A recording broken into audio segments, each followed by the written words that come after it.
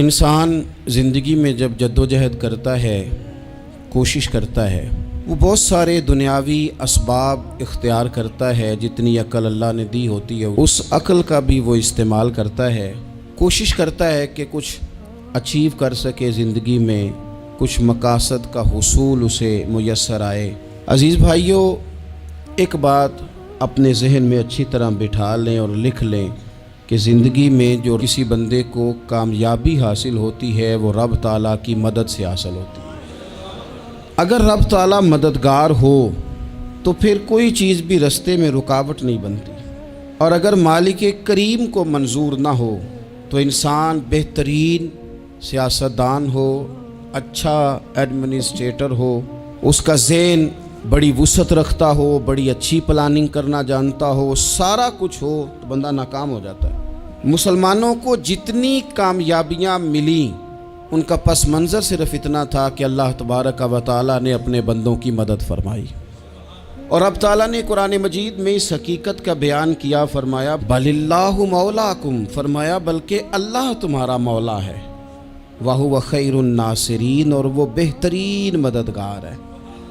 وہ جو رب تمہارا مولا ہے وہ بہترین مددگار ہے، اور اگر وہ مدد کرے تمہاری، سورہ آل عمران میں آگے جا کے ارشاد فرمایا اگر اللہ مدد کرے تو پھر تم پر کوئی غالب نہیں آ سکتا، اور اگر وہ تمہاری مدد چھوڑ دے تو پھر کوئی تمہاری مدد کر سکتا، کوئی مدد نہیں کر سکتا۔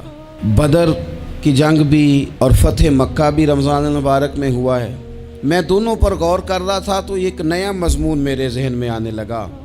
بدر کی جو جنگ ہے اس میں بھی ایک عجیب انقلاب آیا ہے کہ 313 نے 1000 سے مقابلہ کیا، اور جن 1000 سے مقابلہ کیا وہ اسلحے سے لیس تھے، اور یہ جو 313 ہیں ان کے پاس 6 زرہیں، 8 تلواریں، چند گھوڑے، لیکن اللہ نے کامیابی دی تو خود رب نے بیان کیا کس طرح دی، فرمایا وَلَقَدْ نَصَرَكُمُ اللَّهُ بِبَدْرٍ وَأَنْتُمْ أَذِلَّةٌ۔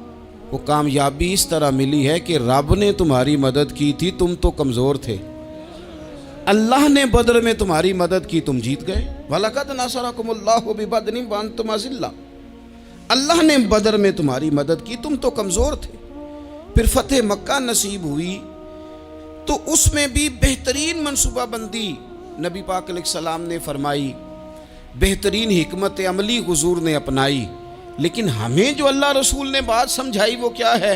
اذا جاء نصر اللہ والفتح، فرمایا جب اللہ کی مدد آئی اور فتح نصیب ہو گئی۔ یہ اللہ نے مدد فرمائی تمہاری، یہاں بھی فتح مکہ بھی اللہ کی مدد سے، جنگ بدر بھی اللہ کی مدد سے۔ وہ جو مدد ہے اللہ تعالیٰ کی، جب وہ ہم یہ کرتے ہیں کہ ہم اپنی ساری زندگی سیاست کی نظر کر دیں، ہماری سیاست صرف ملک میں نہیں ہوتی، ہماری سیاست خاندان میں بھی ہوتی ہے، ہم گھر کے اندر بھی سیاست کرتے ہیں، ہم کسی خاص طریقے سے لوگوں کو اپنے پیچھے چلانا چاہتے ہیں، ہم ایک خاص اسلوب اختیار کرتے ہیں کہ لوگ ہمارے پیچھے چلیں۔ اس کا نقصان ہمیں یہ ہوتا ہے کہ سیاست جو ہوتی ہے یہ شطرنج کے ہیر پھیر کی طرح ہوتی ہے، تو اس کے راز بڑی جلدی کھلنے لگ جاتے ہیں، پتہ چل جاتا ہے کہ بندہ مخلص نہیں تھا، سیاست کر رہا تھا، طریقے سلیقے سے اس نے جوڑ کے رکھا ہوا تھا۔ ہم ہر جگہ سیاست کے بل بوتے پر چیزوں کو لے کے چلنا چاہتے ہیں، سیاستیں ناکام ہو جاتی ہیں، سیانے لوگ فیل ہو جاتے ہیں، بچتا صرف وہی ہے جس کے پیچھے رب تعالیٰ کی مدد شامل حال ہوتی ہے۔ اپنی زندگی کے اندر ہم جو کچھ بھی کر رہے ہیں، جس شعبے سے بھی ہمارا تعلق ہے، آج ہم نے اس بات پہ غور کرنا ہے کہ پہلے تو یہ غور کر لیں کہ جو کام ہم کر رہے ہیں کیا وہ کام ایسا ہے کہ اس میں اللہ کی مدد ہمیں ملے گی؟ اگر آپ کوئی معاذ اللہ ناجائز کام کر رہے ہیں، فعل حرام کا ارتکاب کر رہے ہیں، تو اس میں تو مدد الہی آئے گی نہیں۔ پہلے تو یہ دیکھیں جو کر رہے ہیں وہ کام مدد الہی والا ہے، اور اگر اللہ تعالیٰ کی مدد والا وہ کام ہے پھر اس پر غور کریں کہ کیا ہم نے مالک سے مدد کا سوال کیا ہے، ہمیں مدد میسر آ رہی ہے۔ وہ میں نے بزرگوں سے ایک بات سنی تھی، وہ بڑی یاد رہ گئی۔ وہ فرمایا کرتے تھے قابلیت بھی بڑی چیز ہے لیکن قبولیت سب سے بڑی چیز ہے۔ قابل ہونا بھی بڑی بات ہے لیکن زیادہ بڑی بات یہ ہے کہ اس کی بارگاہ میں قبول بھی ہے کہ نہیں۔ اپنی زندگی میں اللہ کی مدد کی طرف بڑھیں، مالک کی مدد کا حصول اختیار کرنے کی کوشش کریں، اللہ کے ساتھ اپنے آپ کو جوڑیں۔ اگر اللہ کی مدد نصیب ہو، یہ جو ہم جتنا ڈرتے رہتے ہیں، سہمے رہتے ہیں، پریشان رہتے ہیں کوئی کیا کر دے گا، ہمارے ہاں نا ہر شعبے میں معاذ اللہ ایک مافیا ہے، الا ماشاء اللہ۔ وہ مافیا کہتا ہے میرے ساتھ ملو گے تو میں چلنے دوں گا، ورنہ میں نہیں چلنے دوں گا، مارکیٹ میں آ ہی نہیں سکتا فلانا بندہ، چونکہ یہاں ہمارا قبضہ ہے۔ اور میرے بھائی پھر بہت سارے لوگ جن کی نیتیں اور ارادے بڑے اچھے ہوتے ہیں شروع میں، وہ بھی اس مافیا کا شکار ہو جاتے ہیں اور ان کے رنگ میں رنگ جاتے ہیں۔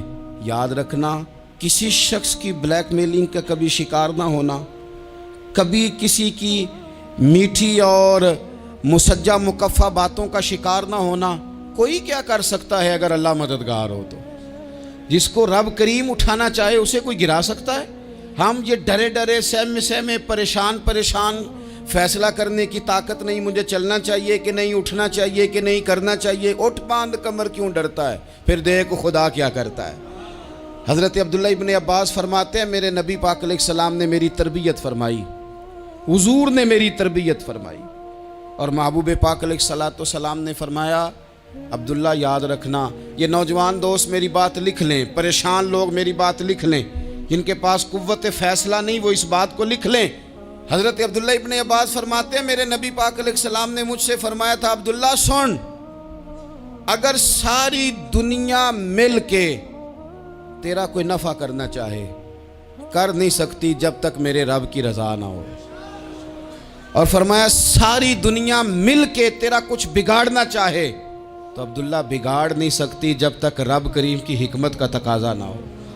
لوگوں سے ڈرنا، لوگوں کی طرف دیکھنا، ماحول دیکھ کے اپنے راہ کا تعین کرنا، ہر بندے کے خیالات کے مطابق ڈھلنے کی کوشش کرنا، فلانا نہ ناراض ہو جائے، فلانا نہ ناراض ہو جائے، وہ جس نے ہونا ہو جائے، بس رب رسول ناراض نہ ہو۔ اپنی زندگی میں اپنے مالک کو مولا جان کے، بل اللہ مولاکم، اللہ تمہارا مولا ہے، وَهُوَ خَيْرُ النَّاصِرِينَ، وہ بہترین مددگار ہے۔ توجہ جب بھی کریں رب کی جانب کریں، اپنے دل کا قبلہ درست رکھیں، سوچوں کے زاویے سیدھے رکھیں۔ میرے بھائی مالک جب بندوبست کر دے نا، جب مالک بندوبست کر دے پھر ایسا بندوبست کرتا ہے کہ لوگوں کے پاس نا چارہ نہیں رہتا۔ حضرت مریم رضی اللہ تعالی عنہا پاک باز تھیں، مسجد میں رہی تھیں، پر مالک کی حکمت کے تقاضے بڑے عجیب ہے نا۔ پھر جناب مریم کو اللہ تعالیٰ نے بغیر شوہر کے اولاد عطا کر دی۔ یہ بات ہی ایسی تھی، وہ کسی نے کہا تھا کہ مخلوق تو فنکار ہے اس درجہ کے پل بھر میں سنگے در کعبہ سے بھی اصنام تراشے، تم کون ہو کیا چیز ہے داغ کبابی، لوگوں نے تو مریم پہ بھی الزام تراشے۔ تو لوگوں نے کہا کدھر سے لے آئی بچہ، تیرا باپ تو ایسا نہیں تھا، کہاں سے لے آئی؟ اللہ کرے میں آپ کو سمجھا سکوں، ذرا اپنے آپ کو وہاں کھڑا کریں کہ ایک پاک باز عورت، پاک باپ کی بیٹی، طیب ماں کی بیٹی، اور اللہ کے گھر میں پرورش پانے والی خاتون، ایک وہ وقت اور ایک یہ وقت کہ اس عورت کو کٹہرے میں کھڑا کر کے پوچھا جا رہا ہے کہ معاذ اللہ تیری گود میں بچہ جائز نہیں ہے، کہاں سے لائی ہے؟ اب خود سے صفائیاں بندہ کتنی کو دے، کتنی کو وضاحتیں کرے۔ اور میں نے تو اپنی زندگی میں دیکھا ہے زیادہ وضاحت دینے والے کو بھی لوگ جھوٹا سمجھنے لگ جاتے ہیں، زیادہ وضاحت دینے پر بھی لوگ کمزوری کا اظہار سمجھتے ہیں کہ کمزور پڑ گیا۔ آپ صلح کی کوشش کرتے ہیں، سامنے والا بزدل سمجھ لیتا ہے، زیادہ وضاحتیں بھی کمزور کر دیتی ہیں۔ اب حضرت مریم کو کٹہرے میں کھڑا کر کے کہا بچہ کس کا ہے؟ تو پھر خدا بندوبست جب کرے، اللہ جب مددگار ہو، تو پھر حضرت مریم کی گواہی درختوں سے نہیں دلوائی، اس نے پتوں سے نہیں دلوائی، پھر فرشتے نہیں بھیجے۔ حضرت مریم کہنے لگی مجھ سے نہ پوچھو، وہ جو پنگوڑے میں ہے اسی سے پوچھ لو، ان سے پوچھو نا، وہ کون ہے پوچھ لو، ان سے کر لو سوال۔ انہوں نے کہا پنگوڑے میں چند دنوں کا بچہ یہ جواب دے گا؟ مددگار تھا رب، ان کی برات کا اعلان کرنا تھا مالک نے، اور جب مالک اعلان کر دے، جب مالک تیری صفائی دینا چاہے، جب مالک تجھے دنیا کے سامنے نکھارنا چاہے، تو पंगूड़े में लेटे हजरत ईसा बोल के कहने लगे इन्नी अब्दुल्ला आतानी अल किताबा, फरमाया मैं अल्लाह का बंदा हूँ, रब ने मुझे किताब अता करके नबी बना के दुनिया में भेजा है। मैं अल्लाह का बंदा हूँ, किताब लेके आया हूँ, नबी बन के आया हूँ। फिर पंगूड़े से ऐलान हो गया, फिर बच्चा बोल पड़ा। और ये एक दफ़ा नहीं बात हुई, ये बनी इसराइल में एक जुरैज नाम के शख्स भी थे जो नमाज पढ़ रहे थे। बाज़ ने लिखा है नफल नमाज थी, अम्मा ने पुकारा तो आए नहीं, तो माँ के मुंह से निकल गया तू इतनी देर तक मरेगा नहीं जब तक किसी बेहया औरत का मुंह ना देख ले। तो वो इबादत गुजार थे, लेकिन लोगों ने उनकी इबादत, रियाजत, परहेजगारी को नहीं देखा। बस एक औरत को भेज के इल्ज़ाम लगवा दिया। वो औरत आया जाया करती थी, अब आ जाती हैं औरतें, मसला पूछने की नीयत से भी आ जाती हैं। माहौल में कुछ जगह ऐसी भी हैं जहां औरतें दम कराने के बहाने आ जाती हैं। वो खातून आती जाती थी उस खानका पे, आस्ताने पे, ये बुखारी में मौजूद है, पर उसने कहा मेरी गोद में जो बच्चा है ये इन्हीं का है। मुझे बताएं कैसे बंदा वजाहत दे। हालात ख़राब हो गए, लोग कुटिया जलाने लगे, माहौल और तरह का बन गया। मेरे नबी पाक अलैहिस्सलातु सलाम फरमाते हैं फिर उस रब के बंदे ने कहा मालिक तू करीम है, तेरी मशीयत का तकाजा आया जो मेरी माँ ने जुमले बोले थे, पर अब मैं वजाहत देने के काबिल नहीं रहा, अब तू ही करम करेगा तो दरवाज़ा खुलेगा। तो वो चंद दिनों का बच्चा पंगूड़े में बोल के कहने लगा मैं इस दरवेश का नहीं, मैं तो फलाने चरवाहे का बच्चा हूँ, वो जो बकरियाँ चराता है। रब की मदद को पुकारें, अपने साथ अपने मालिक की मदद को शामिल करें, थोड़े रिस्क पर भी गुजारा अच्छा होने लग जाएगा। सारे लोग आपको गिराने की तदबीरें कर रहे होंगे और मालिक आपको इज्जतें अता फरमा देगा, उसकी बारगाह से हिकमत का तकाजा और हो जाएगा। हमने सारी जिंदगी लोगों को राजी करने में गुजार दी, सारी जिंदगी बुढ़ापा आ गया बच्चों को पालते, और बच्चों ने आखिरी उम्र में कह दिया अब्बा अगर कोई ढब का काम कर लेते तो आज हमारे दिन भी फिर न जाते। सारी जिंदगी गुजार दी बहन भाइयों को राजी करने में, सारी जिंदगी गुजार दी जिम्मेदारियां उठाने में। उनको 99 दफ़ा दिया, एक दफ़ा नहीं दिया तो उन्होंने कह दिया तूने तो कभी दिया ही नहीं, तू था ही नहीं। सारी जिंदगी मोहल्लेदारों, इलाके वालों को राज़ी करने में गुजार दी। और मैंने ऐसे लोग भी देखे दीन के लिए वक्त गुजारा, लेकिन जब बुढ़ापे में दांत काम ना करते थे तो वक्त के मुफ्तियों को भी मस्जिदों की कमेटियों ने कह दिया अब आपकी समझ नहीं आती, हमने ख़तीब को यौर रखना है, न देखो दुनिया की तरफ, दुनिया रुला देती है, न राज़ी करो बंदों को, बंदे थका देते हैं, न पीछे भागो हर वक्त दुनियादारों के, ये इंसान को कमज़ोर कर देते हैं। वो तो करीम ही बड़ा है, 2 आंसू ज़मीन पर बाद में गिरते हैं, बंदे के गुनाह सारे पहले माफ़ फरमा देता है। अल्लाह की मदद का हुसूल, अपने मालिक की मदद की तरफ बढ़ना, आपको बदर की जंग भी यही दरस देगी, आपको ओहद का मैदान भी यही सबक देगा, फतेह मक्का भी यही सबक देगा। मेरे दोस्तों, जब रब मदद फरमाए, जब अल्लाह मददगार बने। दोस्तों से एक बात अक्सर करता हूँ, मैं कहता हूँ कि जितने दर्द से आप अमीर को अपनी कहानी सुनाते हैं ना, और जिस तरह आपके आंसू बात करने से पहले गिर जाते हैं कि गरीब हैं, बच्चियां हैं, कारोबार नहीं, ओ मेरे संगियों, इससे आधे आंसू अपने रब की बारगाह में बखेरो, उसके हुजूर अर्ज गुजार हो जाओ, उससे तलब करो।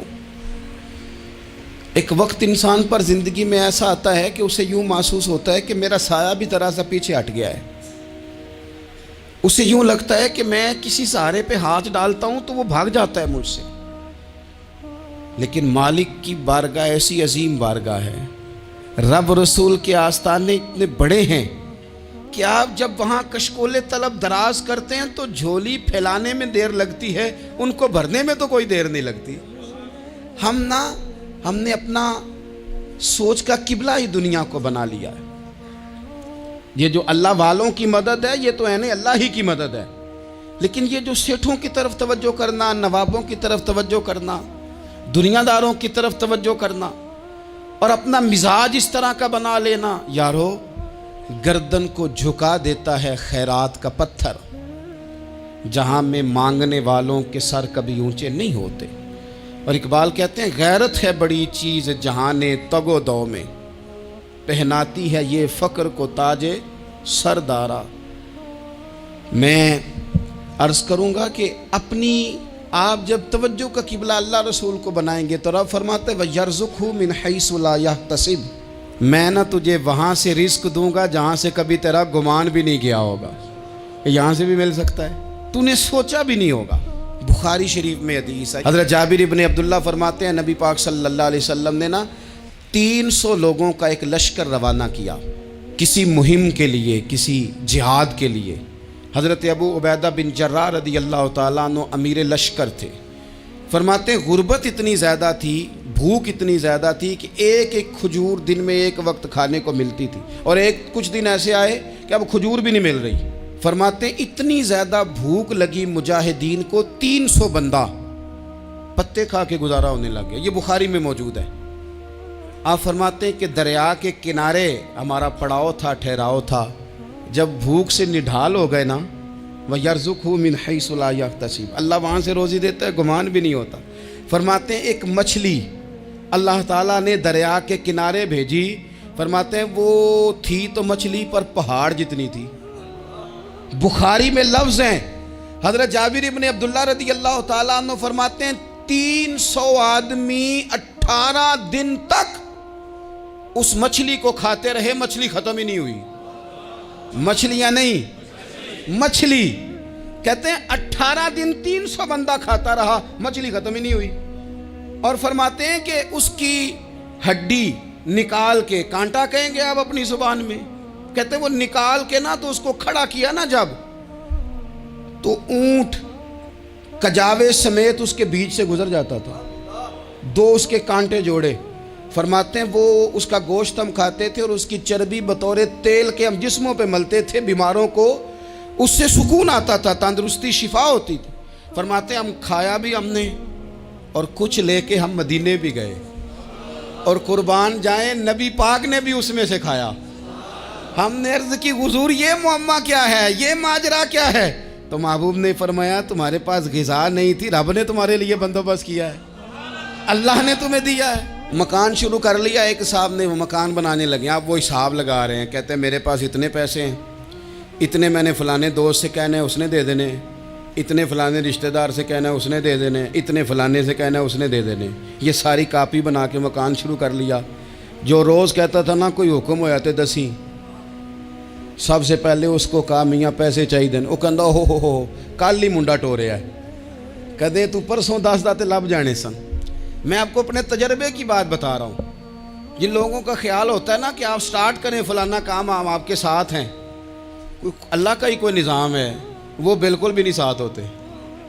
لیکن ایسا نہیں ہے کہ کوئی ساتھ نہیں ہوتا، اللہ تعالیٰ بڑے اسباب پیدا کرتا ہے، وہاں سے دیتا ہے جہاں سے گمان بھی۔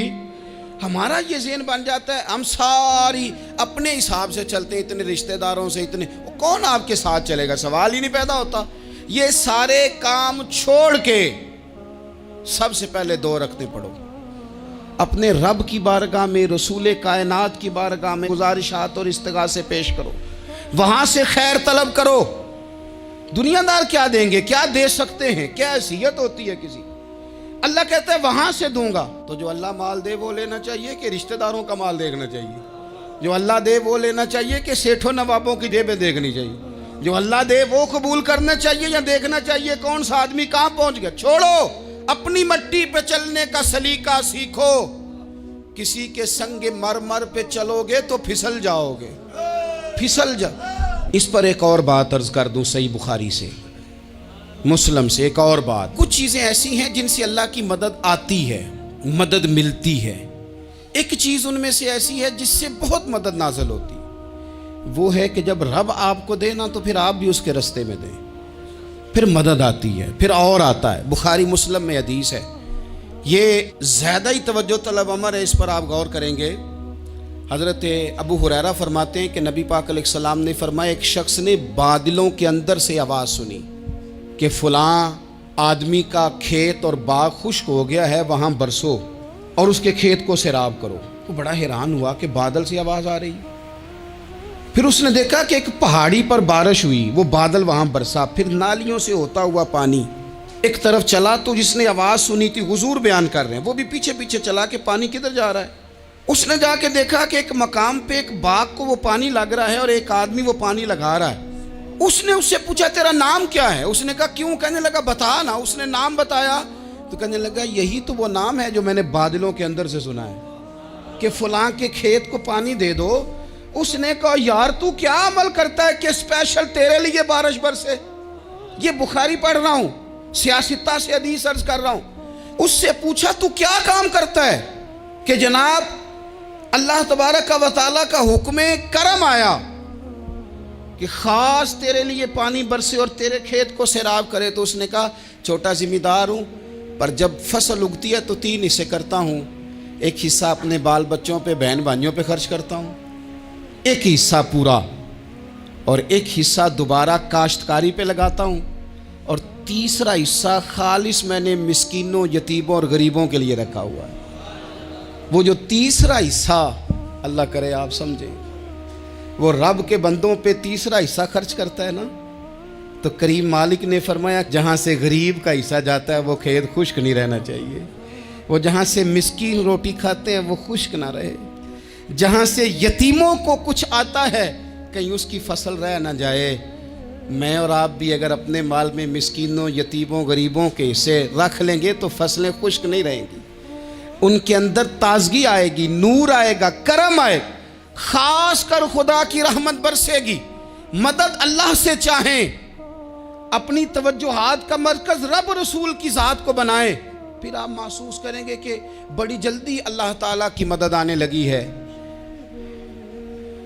کبھی آپ صرف کہہ دیں نا میرا رب میرے ساتھ ہے، اس لفظ میں اتنی طاقت ہے کہ دشمن ویسے زہر ہو جاتا ہے۔ زندگی میں کسی سے بھی لڑائی ہو تو اچھی طرح سوچ لیں کہ اللہ اس طرف ہے یا اس طرف ہے۔ اگر آپ زیادتی پہ ہیں تو پھر رب مظلوم کی جانب ہے۔ اگر اللہ کی مدد آپ کے ساتھ ہے تو دنیا کی کوئی طاقت آپ کو گرا نہیں سکتی، اور اگر آپ مظلوم کے مقابلے میں ظالم بن کے آپ کھڑے ہو گئے ہیں اور آپ نے رویہ وہ اختیار کیا ہے کہ جس میں مدد نہیں آئے گی، تو پھر یاد رکھ لیں کہ آپ کوئی بھی ہیں، کہاں بھی ہیں، آپ کمزور ہیں۔ طاقتور تھے ابتدائے اسلام میں، ظاہری طاقت تھی کفار مکہ کے پاس، وہ ڈنڈوں سے مارتے تھے غریبوں کو، ان کے ہاتھوں میں ڈنڈے تھے، پر خدائی طاقت ان مظلوموں کے ساتھ تھی۔ صاحب زرقانی نے لکھا ہے حضرت زنیرہ رضی اللہ تعالیٰ عنہ ایک لونڈی ہیں، غریب ہیں، ماڑے دا کی کام محمد نس جانا یا رونا، غریب سادی بی بی اور لونڈی کنیزہ، ایک مشرک کی کنیزہ تھی، انہوں نے کلمہ پڑھ لیا، وہ ڈنڈوں سے مارتا، دروں سے مارتا، تکلیف دیتا۔ حضرت زنیرہ رضی اللہ تعالیٰ عنہ کو اتنا مارا، اتنا مارا۔ اب آپ ایک اور پہلو پر بھی غور کریں، مار بھی پڑ رہی ہے پر خدا ادھر ہی ہے، اللہ کی مدد ادھر ہی ہے۔ رب کہتا ہے کہ پہلے تو صبر کرنا، ان اللہ مع الصابرین، تو صبر کرے گا تو پھر رب کی معیت ملے گی، ذرا ٹھہرنا، تو تھوڑا ڈٹنا۔ ان الذین قالوا ربنا اللہ ثم استقاموا تتنزل علیہم الملائکہ، تو کہے اللہ میرا رب ہے، پھر تو پہلے ڈٹ، پہلے تو نے ڈٹنا ہے۔ ثم استقاموا، جو ڈٹ گیا، تتنزل علیہم الملائکہ، ڈٹنے والے کے لیے مدد آتی، پہلے تھوڑا ٹھہرنا پڑتا ہے، پہلے تھوڑا صبر کرنا پڑتا ہے، حوصلہ کرنا پڑتا، اس کے بعد مدد آتی۔ مار پڑ رہی ہے، مارا جا رہا ہے حضرت زنیرہ کو، ان کا مالک جو ہے ظاہری آقا وہ مار رہا ہے، یہ کنیزہ ہے، اتنا مارا اتنا مارا، ان کی بینائی چلی گئی، نظر آنا بند ہو گیا۔ ابو جہل آیا اور کہنے لگا زنیرہ دیکھا نا ہمارے بت تیری آنکھیں لے گئے، معاذ اللہ، لات و منات ہمارے بتوں نے تجھے اندھا کر دیا۔ اب ایسا نہیں ہے کہ بی بی روتی جا رہی ہے، روتی جا رہی ہے، مایوسی مایوسی، معاذ اللہ، پریشانی، غریبی بڑی ہے، پوچھنے والا کوئی نہیں، یہ باتیں نہیں۔ کیا جملے ہیں خاتون کے، کیا لفظ ہیں۔ ابو جہل نے تنزیہ کہا، معاذ اللہ، کہنے لگا دیکھا نا ہمارے بتوں نے تجھے اندھا کر دیا۔ تو جناب زنیرہ آنکھوں کی بینائی گئی ہے، رات کو گئی ہے، دکھ ابھی تازہ ہے، لیکن اللہ پہ جو توکل ہے، اپنے مالک سے جو رشتہ ہے، وہ اتنا مضبوط ہے، اتنا طاقتور ہے، اس میں اتنی گہرائی ہے کہ حضرت زنیرہ بول کے نا اتنی قوت سے بولی، اتنی طاقت سے بولی کہ پورے کفر پر لرزہ طاری ہو گیا۔ فرمانے لگی تمہارے بتوں کی کیا اوقات ہے کہ میری بینائی لے جائیں؟ یہ میری رب کی حکمت کا تقاضا ہے۔ جب تک اس نے چاہا زنیرہ دیکھتی رہی، اور جب اس نے چاہا زنیرہ کی آنکھوں کی بینائی چلی گئی، اور اگر وہ چاہے گا نا تو بینائی واپس بھی کر دے گا۔ اگر ہو ذوق یقین پیدا تو کٹ جاتی ہیں زنجیریں، اگر وہ چاہے گا تو بینائی آ بھی جائے گی۔ حضرت زنیرہ نے رات کو یہ لفظ کہے، ابو جہل اور سارے کفار ڈر کے سن کے چلے گئے۔ آپ اطمینان سے آ کے بستر پہ سوئی، جب سویرے اٹھی تو اللہ نے آنکھوں کی روشنی واپس کر دی تھی۔ آنکھوں کی اب چھڑی پکڑی ہے، بازاروں میں گھومتی ہے، کہتی ہیں بلاؤ کدھر ہے تمہارے نعت و منات، دیکھو میرے رب نے روشنی واپس کر دی۔ آ کر میرے ساتھ ادھر آ ستمگر ہنر آزمائیں، تو تیر آزما ہم جگر آزمائیں۔ بیمار لوگوں یاد رکھو، کہہ دیا ڈاکٹر نے کہ تو بڑا بیمار ہے، تو بڑا کمزور ہے، یہ ہو گیا وہ ہو گیا، تو ڈاکٹر اپنے علم کے مطابق بات کر رہا ہے، ہوگا تو وہ جو میرا رب چاہے گا۔ کمزور ہو جانا، پریشان ہو جانا، تکلیف میں آ جانا، پتہ نہیں بات ہو گئی ہے تو جانے کیا ہو جائے گا۔ اپنی زندگی کے اندر اپنے رب سے رشتہ مضبوط کریں، رسول کائنات سے رشتہ مضبوط کریں، اللہ والوں سے رشتہ مضبوط کریں۔ حضرت زنیرہ نے پیغام دیا کہ زندگی میں جو جینا چاہتے ہیں تو وہ رب کا نام لے کے جی سکتے ہیں، جو اپنی زندگی میں خوشیاں دیکھنا چاہتے ہیں تو رسول اللہ کے نام پر خوشیاں دیکھی جا سکتی ہیں۔ توکل کی بنیاد پر بندہ خوشیاں لے سکتا ہے، اور اگر انسان میں توکل نہیں ہے تو پھر وہ اس کالے جادو سے بھی ڈر رہا ہے، وہ نیلے سے بھی ڈر رہا ہے، وہ پیلے سے بھی ڈر رہا ہے، وہ فلانے سے بھی ڈر رہا ہے، وہ میرے خلاف فلانا رشتہ دار سازش کر رہا ہے تو ڈر رہا ہے، فلانا میرے بارے میں یہ کر رہا ہے تو ڈر رہا ہے، وہ پتہ نہیں دنیا ادھر ہو جائے گی تو کیا ہو جائے گا، اٹھ باندھ کمر کیوں ڈرتا ہے، پھر دیکھ خدا کیا کرتا ہے۔ تو اس ساری گفتگو کا نچوڑ آپ کو یہ عرض کیا ہے، سب سے پہلے تو یہ کہ میدانوں میں مدد بھی اللہ کی، رزق میں مدد بھی اللہ کی، فصلیں خشک ہوں تو مدد پھر بھی اللہ کرے، تو پھر ساری مدد، اور اگر انسان بیمار ہو تو پھر بھی مدد اللہ کی۔ تو اپنے اللہ کی جانب توجہ کو بڑھائیں، آپ اللہ سے مدد کے سوالی بنیں۔ ترمذی کی ایک حدیث ہے، میں آپ کو زندگی کا تجربہ بتاتا ہوں کہ جب میں بڑا پریشان ہوتا ہوں تو یہ والی روایت کھول لیتا ہوں، مزہ دیتی ہے۔ میرے نبی پاک علیہ السلام نے فرمایا اپنے دکھ سیٹھوں نوابوں کو نہ کہنا، مالداروں کا نہ کہنا، ورنہ اللہ تمہیں کبھی غنی نہیں کرے گا۔ فرمایا اپنے دکھ اپنے رب کی بارگاہ میں عرض کرنا، جلدی کرے یا دیر سے کرے اللہ تمہیں لوگوں سے بے نیاز کر دے گا، اللہ تمہیں غنی کر دے گا۔ رات کو بیٹھو نا اس کی بارگاہ میں، اسے دکھڑے سناؤ، چھوٹی چھوٹی باتیں۔ حضور نے فرمایا نمک بھی مانگو تو رب سے مانگو، چھوٹی چھوٹی بات سے شروع کرو نا۔ جب بندہ شروع کرتا ہے نا چھوٹی چھوٹی چیزیں تو بڑی ساری چیزیں یہ اس طرح ہوتا ہے جیسے بندہ رب سے گفتگو کر رہا ہے، مالک مجھے یہ چاہیے، مالک میں یہاں کمزور ہوں، اللہ میں یہاں پریشان ہوں۔ آپ یہ کر کے تو دیکھیں، لمبی لمبی دعائیں مانگ کے تو دیکھیں، اس کے حضور جوڑ کے تو دیکھیں، آپ دیکھیں گے راحت کتنی ہے، سکون کتنا ہے۔